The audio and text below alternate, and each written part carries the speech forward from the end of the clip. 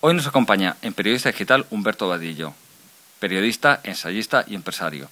Acaba de presentar en el cuarto Congreso de Economía Austríaca del Instituto Juan de Mariana el Estado mecenas, arte e incompetencia, y de eso viene a hablarnos, sobre el papel del Estado en las artes y en la cultura. Bienvenido. ¿Cuándo comienza el Estado a definir qué es arte? Pues hay dos momentos ahí. Tradicionalmente el arte ha dependido del mercado. Entonces hay un momento en el que, a finales del siglo XIX, en el que los artistas quieren independizarse del mercado con el romanticismo y empiezan a expresar, mientras que anteriormente el arte estaba sometido al dictado del cliente. El cliente decía, pues quiero que pintes esto así y así y así, y quiero que incluyas esto y lo otro. Hay una novela preciosa que recomiendo a nuestros telespectadores, que se llama Un pintor de Alejandría, de José Jiménez Lozano, que retrata eso maravillosamente. Y en el siglo XIX lo que ocurre con el romanticismo es que los artistas quieren lograr la independencia artística y presentan una obra que ya está totalmente terminada y en la que al cliente solo le queda aceptarla o no aceptarla. A partir de ahí se empieza un desarrollo cada vez más de los artistas buscando un apoyo independiente del mercado, y lo van a encontrar en el Estado. Luego podemos ver más adelante, si le parece, cuáles son las razones para que el Estado quiera apoyar esto. Y al mismo tiempo el Estado, cuando hablaba de que había dos momentos, cuando al Estado le interese esto, podemos centrarlo en momentos en los que el Estado avanza.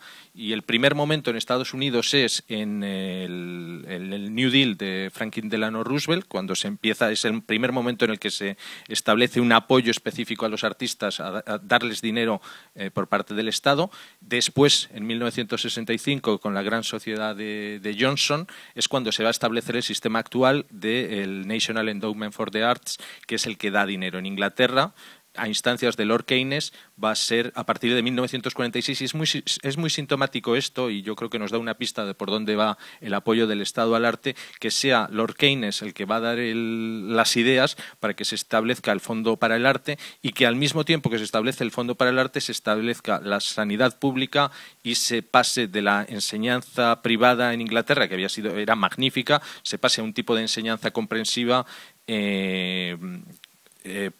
pública y de mucha peor calidad que la que había habido hasta ese momento. También vemos, por ejemplo, en el caso de Alemania, el primer país en instituir algo parecido a un Ministerio de Cultura es Bismarck. En Francia, el primer Ministerio de Cultura, creo recordar, que es con De Gaulle, que se lo encarga André Malraux. En fin, vemos que nunca son, digamos, gobiernos demasiado amigos de la libertad. Exactamente, es muy acertado traer a Malraux, porque nos permite ver cómo el Estado va a utilizar el prestigio, ¿no?, que da el arte. Malraux era un gran escritor, un intelectual de primer nivel, que ni siquiera coincidía exactamente con la ideología de Gaulle, pero que va a querer aprovechar ese prestigio para envolverse él mismo, darse un baño de credibilidad y de prestigio internacional, ¿no? Y eso lo va a intentar hacer siempre el arte, y claro, se va a dar en gobiernos de carácter socializante. Bueno, vemos por qué algunos artistas quieren que el Estado les subvencione, les pague, pero ¿por qué quieren los políticos definir y dominar lo que es y lo que no es el arte? Bueno, la primera razón es esta, es una razón de prestigio, ¿no? Siempre, pues, a los políticos les gusta, el arte conlleva un montón de cosas, ¿no? La primera razón es tan pedestre como eso, pues como querer aparecer en las presentaciones de libros, querer ir a intervenir en los estrenos cinematográficos, en los estrenos del teatro, en las aperturas de museos. Todo eso, pues, el político vive de la exposición pública, y el arte es un momento inmejorable para obtener exposición pública, además en un momento en el que no es un contexto político, que eso es muy importante, porque al final todos estamos viendo el telediario y cuando un político, pues, hace un anuncio, pues, o le entrevistan a él, normalmente desconectamos y nos interesa poquísimo. En cambio, pues, cuando es un estreno de arte o es un estreno de un museo, un estreno de una película, pues digamos que prestamos una mayor atención, ¿no? Es casi una forma de entrar subliminalmente a través del arte. Esa es la primera razón. La segunda razón, que es más profunda, es el control del arte en sí, porque el arte, que ha tenido siempre un carácter de apoyo a la libertad, a la causa de la libertad, y el arte se puede definir como siempre ha tendido a favorecer los órdenes espontáneos. Una vez que el Estado lo controle o lo controla, va a actuar justamente en la medida contraria. Va a promocionar siempre el estatismo y el socialismo, y los ejemplos son muy evidentes. Es muy difícil encontrar en la historia reciente del arte artistas que defiendan el libre mercado o que defiendan la libertad económica o que se hayan manifestado expresamente en contra de ciertas dictaduras. Por ejemplo, tenemos el caso de Saramago o de otros tantísimos premios Nobel. Saramago se expresa a favor de una dictadura tan siniestra como la castrista y no le pasa absolutamente nada, no le conlleva ninguna condena pública. Vargas Llosa, que ha estado siempre a favor de la libertad, sin embargo, parece que lleva un estigma, y cuando se dio la noticia de que había tenido el premio Nobel era una cosa así. En muchos ámbitos de la izquierda se daba la noticia como es un gran escritor, pero, ¿no? Me parece que eso es muy sintomático. Y entonces, en el afán de aparecer, que usted hablaba en entornos no políticos, ¿esto podría explicar el nombramiento de personas del mundo del arte o claro, como el cine para González Sinde, por ejemplo, como ministra de Cultura? Claro, eso es muy... Eso es casi siempre lo que se intenta. Los ministros de Cultura al final tienen escaso contenido de gestión. En España ninguno, porque la materia estará transferida, entonces es un puesto más de relumbrón. Está transferida a las comunidades autónomas, es un puesto más de relumbrón que de gestión. Y se busca siempre pues figuras que puedan dar un prestigio o que puedan abrir puertas. En el caso de Sinde, pues había sido la presidenta de la Academia del Cine, y todos sabemos el gran amor que se profesan cineastas y titiriteros con el gobierno Zapatero. Iba a decir cejatero, estos son lapsus lingüe, supongo. Y en otros casos siempre se ha buscado pues figuras, no solo en España, en Francia. El modelo clásico de ministro de Cultura, además de Malraux, que ha citado usted, es Jack Lang, que es el que definió canónicamente casi. Jack Lang fue ministro con Mitterrand y era un ministro que intervenía en el arte, es el que lanzó la idea de la excepción cultural. Y lo que se busca es eso, digamos, una figura que pueda concitar el apoyo de los artistas y que pueda decir, bueno, pues fíjese qué gran gobierno tenemos, qué abierto y qué moderno, y que al final los gobiernos democráticos buscan su legitimación con la sociedad de muchas maneras, y una de ellas es buscar esta identificación, ¿no? Los políticos siempre se les pregunta, ¿y qué está leyendo usted? ¿Qué novela está leyendo? ¿Cuál es la última película que ha visto? ¿Qué exposición? Zapatero decía que le gustaba la poesía de Gamoneda, cosa que yo dudo muchísimo. Entonces, ¿habría una doble legitimación o una legitimación recíproca de estos políticos que tratan de arroparse? Y después los artistas, pues en Francia cuenta Guy Sorman, por ejemplo, que al mundo del arte le gusta hablar y definir y firmar manifiestos como nosotros la cultura, o aquí en España vemos nosotros los trabajadores de la cultura. Claro, eso que dice es muy interesante, porque claro, lo que se produce ahí, lo que se busca, y además de manera intencionada, es identificar a la cultura y al arte como solo en una posición de izquierdas. Si cualquiera que haya estado atento a los últimos 20 años de la vida cultural española se dará cuenta de que la cultura solo puede ser de izquierdas, con lo cual hiperlegitima a los gobiernos socialistas, naturalmente. Incluso se ha intentado, la persona que estableció canónicamente el cordón sanitario que se intentó hacer contra el PP no fue un político, fue un actor, fue Héctor Alterio. Y esta identificación entre la cultura, nosotros somos la cultura, no puede existir una cultura de derechas. Tiene una ventaja para el político, que tiene el apoyo, y tiene una ventaja para los artistas, que por un lado van a recibir todas estas subvenciones y luego, claro, gracias a todas estas subvenciones, no se olvide que los artistas reciben un beneficio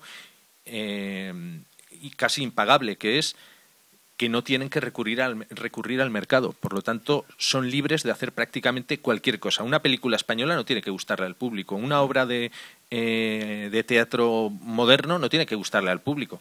Pero es verdad lo que usted comenta, pero vemos que el Partido Popular, por su parte, también sigue, cuando ha estado en el poder o cuando tiene los poderes autonómicos, sigue subvencionando a los artistas. Claro, es que yo hablaba de los socialistas, pero como decía Hayek, hay socialistas en todos los partidos. En el Partido Popular encima se produce una especie de síndrome de Estocolmo en la cuestión de cultura que hace que se sienta, que interiorice la expresión de nosotros la cultura, que decía usted antes, la ha interiorizado perfectamente grandes sectores del Partido Popular que dicen la cultura es necesariamente de izquierdas. Un ejemplo fundamental es el alcalde de esta ciudad, Alberto Ruiz Gallardón, cuando llega al poder pone de consejera de Cultura a Alicia Alonso, a la hija de Nuria Espert, que ha dicho que ella vota a la izquierda y que se considera una mujer de izquierdas. Y le entrega todo el aparato, digamos, cultural. Está aceptando implícitamente la superioridad cultural de la izquierda a cambio de que no le hagan nada, de no sufrir críticas exacerbadas de la izquierda. Bueno, entonces, ¿por qué, con todos estos antecedentes, por qué ha de dejarse el arte en manos del mercado? Yo creo que lo que hay que evitar es que el arte esté en manos del Estado, porque el Estado, en primer lugar, lo que hace es, aparte de todas estas cuestiones y de corruptelas y de cosas que no tienen ningún sentido, como hemos visto, el Estado, la intervención del arte del Estado en la cultura tiene dos efectos fundamentales. Uno es la desmoralización y la corrupción de los artistas. ¿Por qué? Porque al no tener que recurrir al público, cuando yo quiero hacer, supongamos que quiero hacer una sinfonía, entonces tengo dos opciones. Una es hacer una sinfonía y esperar que le guste al público, a la audiencia. Y otra es pedir una subvención y que alguien me comisione una sinfonía.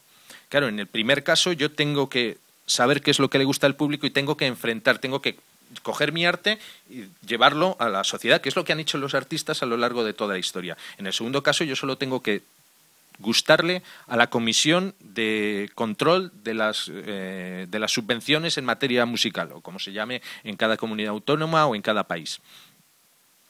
Y para gustarle a estas personas ni siquiera tiene que ser una buena sinfonía. Basta con que yo esté bien conectado y que sepa tocar las teclas correspondientes y que mi sinfonía pues se ajuste a los gustos muy concretos y muy específicos de esa comisión de otorgamiento de subvenciones. Claro, el arte sufre. Pensemos que en muchos casos, pues si este sistema se hubiera aplicado durante el Renacimiento italiano, desde luego no tendríamos a Miguel Ángel, que era un tío muy arisco y que jamás hubiera conseguido una subvención porque hacía exactamente lo que le daba la gana. Sin embargo, sus obras gustaban mucho y Miguel Ángel, uno de los mitos que hay más dañinos para el arte es ver al artista como un pobre, ¿no? Que es una idea que puede ser válida en algunos casos. Van Gogh o Gauguin pues tuvieron problemas. En el caso de Van Gogh, pues porque tenía problemas mentales, realmente hubiera tenido problemas en cualquier caso. Pero a lo largo de la historia de la humanidad, los artistas no han sido particularmente pobres. Incluso hoy en día, que se pueden llevar mediciones exactas, en Estados Unidos, por ejemplo, los artistas ganan un 3% menos que la media.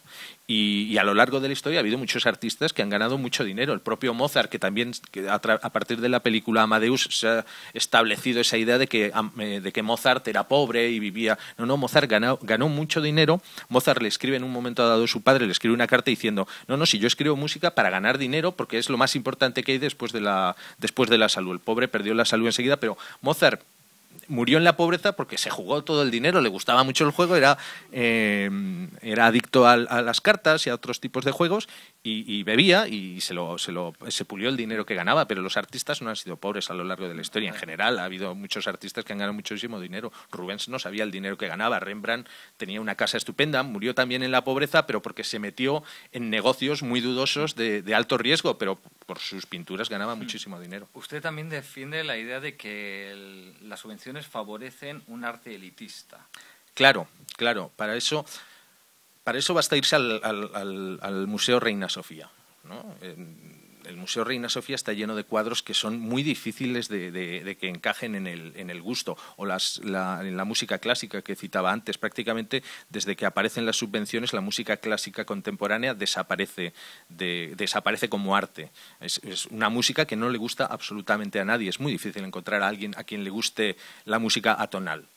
Shostakovich es prácticamente ya el último compositor que ha tenido éxito popular en Europa. Desde entonces, la música clásica se compone, se paga por el Estado o por los que la comisionan, pero no se escucha. En la mayoría de los casos, las nuevas sinfonías se representan una única vez, porque por contrato se tienen que representar una vez, pero luego no se vuelven a representar, porque ni les gustan a los músicos, ni les gustan. Los músicos que la están tocando, en la mayoría de los casos, no les gusta. A ellos lo que les gusta es tocar Brahms.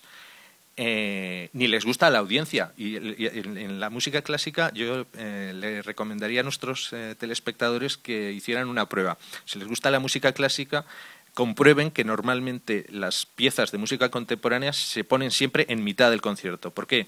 Porque está comprobado que si se pone al principio la gente llega tarde y si se pone al final la gente se va antes. Entonces la ponen en la segunda pieza, ponen primero una de Mozart que guste, luego una de música contemporánea y cierran con una de Brahms que gusta también. Y entre medio cierran el bar para que la gente no se vaya. O sea, te fuerzan a quedarte. Exacto, no queda otro remedio más que oír a Alban Berg y sufrir. Usted también desmiente la idea de que el arte es demasiado importante como para dejarlo en manos del Estado. O sea, en manos del mercado, perdón. Exacto. Yo creo que, si algo ese es un argumento que se aplica mucho, que es que el arte es muy esencial, el arte es esencial. Entonces, esto no puede ser el que lo dirija el mercado. Bueno, pues yo creo que más esencial es la alimentación, ¿no? Y sin embargo, a nadie se le ocurre sustituir el Mercadona por una cadena pública. Bueno, en Venezuela sí lo han hecho. Bueno, y así les va, claro. Venezuela como ejemplo. Y luego, claro, precisamente las cosas que son esenciales son las que puede haber algún momento en el que argumentemos, algún caso en el que se pueda argumentar la intervención del Estado, pero para cosas precisamente que como no son esenciales la gente no va a querer. Pero cultura ha existido a lo largo de toda la humanidad, desde las cuevas, desde las pinturas rupestres hasta el siglo XIX, antes de que apareciera, hasta 1946, que es cuando se generalizan las subvenciones estatales. Y ha habido cultura, y ha habido cuadros, y ha habido teatro, y Shakespeare ganaba también mucho dinero, y tenía sus teatros, y tenía sus negocios, y no ha pasado nada. O sea que la cultura efectivamente se puede mantener perfectamente en el mercado, y de hecho toda la cultura que tenemos ha sido producida gracias al mercado. También le quería preguntar, usted defiende que es mentira que cuando se crea un centro de arte público, un centro cultural público, los políticos suelen decir que eso va a generar X número de empleos directos, X número de empleos indirectos. Usted dice que esto no es cierto, que no responde a la realidad.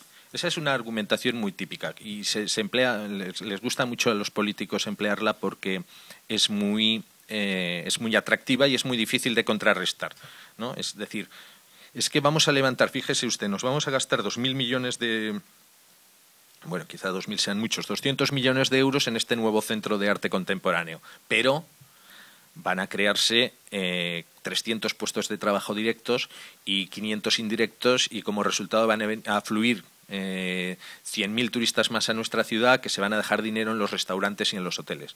Claro, el problema es que siempre, se están presentando una política. Las políticas hay que presentarlas siempre en un análisis coste-beneficio, porque si no, claro, tendríamos que hacer todo. Listan solo los beneficios, pero no listan los costes. Y claro, los costes son que ese dinero, esos 200 millones de euros que se van a gastar en un nuevo centro de arte contemporáneo, no se van a gastar en otra cosa. Se podrían gastar en apoyo a las empresas privadas, en apoyo a los hoteles, o, mejor todavía, se podrían dejar en los bolsillos de los contribuyentes y que ellos se gastaran ese dinero como quisieran.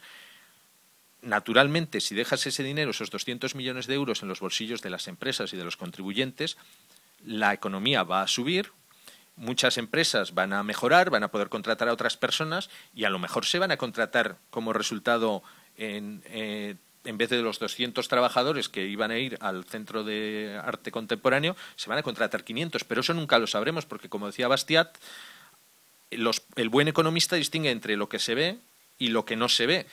El político nos vende siempre lo que se ve, que es el Centro de Arte Contemporáneo, pero el economista y el votante tiene que saber diferenciar y fijarse en lo que no se ve, que es toda esa riqueza que se podía haber creado y que no se crea como resultado de que se cree ese Centro de Arte Contemporáneo.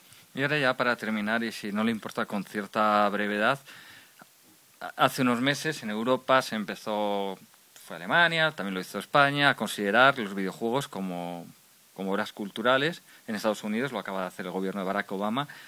¿Qué futuro le espera a los videojuegos? Pues como siempre que el Estado entra en alguna expresión cultural, pues lo que va a haber es más centralización, menos variedad, menos calidad y más regulación, es lo que pasa siempre. Pues con esto terminamos. Muchísimas gracias por haber venido a Periodista Muchas gracias Digital. a usted.